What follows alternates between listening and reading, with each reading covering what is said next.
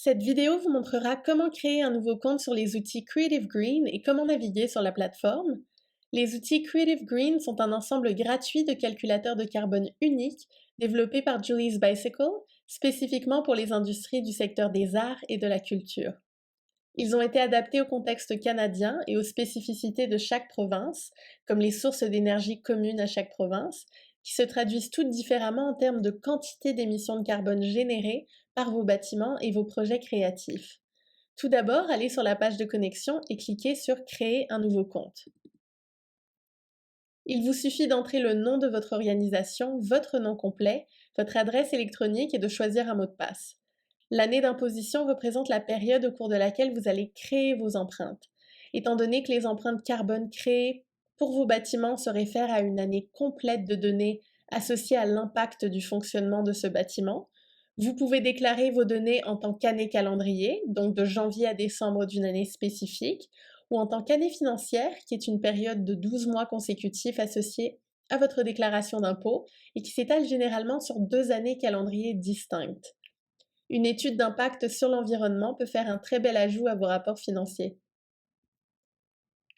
Vous pourrez modifier ultérieurement l'année d'imposition et votre mot de passe si nécessaire. Vous pourrez également modifier par la suite la langue dans laquelle vous souhaitez créer vos empreintes, puisqu'elle est disponible en français et en anglais. Notez que vous pouvez rapidement changer la langue dans laquelle vous souhaitez naviguer sur votre plateforme en cliquant sur la langue souhaitée en bas de page.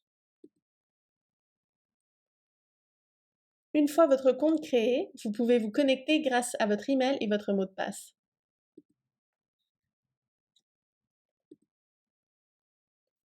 Une fois que vous vous connectez à votre compte, vous atterrissez sur la page d'accueil qui vous montre un aperçu des données annuelles cumulées et des tendances par rapport à l'année précédente.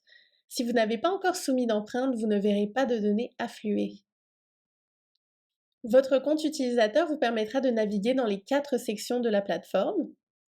Les sections page d'accueil, résultats, données et documents. Cette vidéo n'explore que les sections page d'accueil et documents, mais consultez nos 2 autres vidéos distinctes pour obtenir des informations sur les sections résultats et données. Dans le coin supérieur droit, cliquez sur la flèche située à côté du nom de votre organisation pour sélectionner l'arrière-plan de la plateforme que vous préférez.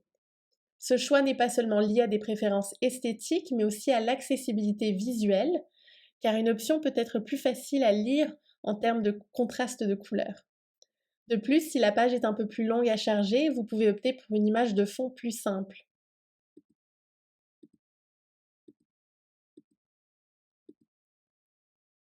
En cliquant sur Détails de l'organisation, vous pourrez modifier des informations telles que l'année de déclaration et la langue de votre compte. N'oubliez pas de toujours sauvegarder toutes les informations que vous ajoutez ou modifiez. C'est également à cet endroit que vous pouvez ajouter un nouvel utilisateur. L'ajout de différents utilisateurs est utile si l'on considère que les informations demandées pour créer vos empreintes carbone dans les outils ne sont pas nécessairement détenues par une seule personne ou un seul utilisateur en particulier au sein de votre organisation.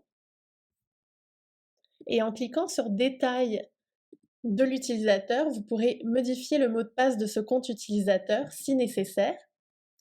Et finalement, explorons la section Documents. C'est ici que vous pouvez ajouter des politiques environnementales ou des plans d'action environnementaux pour compléter votre profil. Si certains d'entre vous rendent compte de leur impact environnemental à des fins de financement, c'est un bon endroit pour rassembler et télécharger vos documents.